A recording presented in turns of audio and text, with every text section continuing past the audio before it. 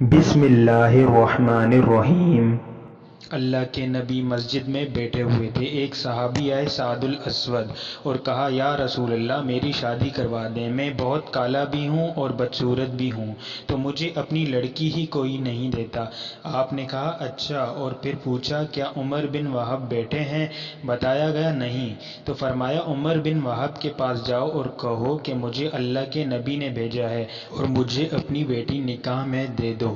عمر بن وہب کافی خوبصورت بھی تھے اور بہت مالدار بھی تھے۔ یہ اٹھے اور جا کر ان کے دروازے پر دستک دی اور کہا اللہ کے رسول کا قاصد آیا ہے، باہر آؤ۔ باہر آئے تو دیکھا سعد الاسود تھے۔ پوچھا کس لیے آئے ہو؟ جواب دیا اللہ کے نبی نے مجھے آپ کے پاس بھیجا ہے کہ اپنی بیٹی میرے نکاح میں دے دو۔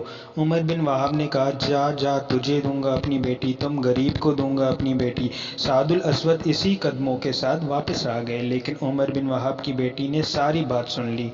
بیٹی نے عمر بن وہب سے کہا ابا جان، آپ نے میرے نبی کی بات کو ٹھکرایا ہے، جاؤ جا کر ہاں کر دو، کہیں ایسا نہ ہو ہم تباہ و برباد ہو جائیں۔ آپ نے میری خاطر انکار کیا ہے نا کہ میری بیٹی گزارا کیسے کرے گی؟ آپ جا کر ہاں کر دیں، میرے نبی کا حکم ہے، میں گزارا کر لوں گی۔ عمر بن وہب مجلس میں آئے تو سعد الاسود پہلے ہی مجلس میں بیٹھے تھے۔ اللہ کے نبی نے عمر بن وہب کو دیکھا تو کہا عمر بن وہب آپ نے تو ہماری بات ہی ٹھکرا دی۔ کہا یا رسول اللہ میں نے نہیں ٹھکرائی، میں حاضر ہوں، یا رسول اللہ آپ میری بیٹی کا سعد الاسود کے ساتھ نکاح پڑھیں۔ 400 درہم حق مہر طے ہوا۔ آپ نے فرمایا سعد اپنی بیوی کو لے جاؤ۔ کہا یا رسول اللہ پیسے کہاں سے لاؤں؟ میرے پاس تو حق مہر ادا کرنے کے پیسے ہی نہیں ہیں۔ آپ نے فرمایا تم عبد الرحمن بن عوف کے پاس جاؤ اور ان سے کہو کہ اللہ کے نبی نے مجھے بھیجا ہے اور وہ تمہارا کام کر دیں گے۔ عبد الرحمن بن عوف وہ صحابی تھے جن کو دنیا ہی جنت کی بشارت دے دی گئی تھی، اور وہ اتنے امیر تھے کہ ان کے بارے میں علماء کرام لکھتے ہیں اگر آج کے دور میں ہوتے تو اتنا پیسہ تھا ان کے پاس کہ پورا یورپ خرید کر سکتے تھے، لیکن ایماندار تاجر تھے اور اللہ کے نبی نے ان کو دنیا میں ہی جنت کی بشارت دے دی تھی۔ سعد ان کے پاس گئے، اللہ کے نبی کا پیغام دیا تو انہوں نے رقم کا بندوبست کر دیا اور 400 درہم سے زیادہ پیسے جمع ہو گئے۔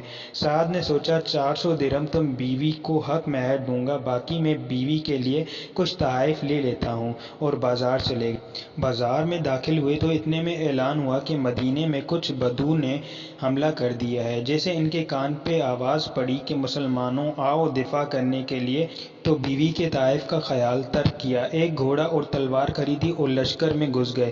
لڑتے لڑتے ان کا گھوڑا زخمی ہو کر نیچے گرا اور بدو نے ان پر حملہ کر دیا۔ تو اچانک دور سے اللہ کے نبی کے ساتھ پر نظر پڑی تو لبکے سعد تم یہاں کیا کر رہے ہو؟ تمہیں تو میں نے تمہاری بیوی کے پاس بھیجا تھا۔ تب تک سعد الاسود شہید ہو چکے تھے۔ اللہ کے نبی سعد کی طرف لبکے سعد کے سر کو اپنی جھولی مبارک میں رکھ لیا اور آپ کی آنکھوں سے آنسو نکل آئے کہ سعد کے چہرے پر پڑ رہے تھے، اور اللہ کے نبی پیار سے کہنے لگے سعد تو کتنا پیارا ہے، تو کتنا خوبصورت ہے، تو کتنا خوشبودار ہے۔ پھر آپ مسکرائے اور فرمایا یا رب کعبہ کی قسم سعد حوض کوثر پر پہنچ گیا ہے۔ ایک صحابی نے پوچھا یا رسول اللہ ابھی آپ رو رہے تھے اور پھر آپ اچانک مسکرا پڑے، یہ سمجھ نہیں آیا۔ اللہ کے نبی نے فرمایا میں روز سعد کی جدائی میں رہا تھا اور مسکرایا اس لیے کہ مجھے سعد کے جنت میں عالی شان محلات نظر آئے۔ جزاک اللہ۔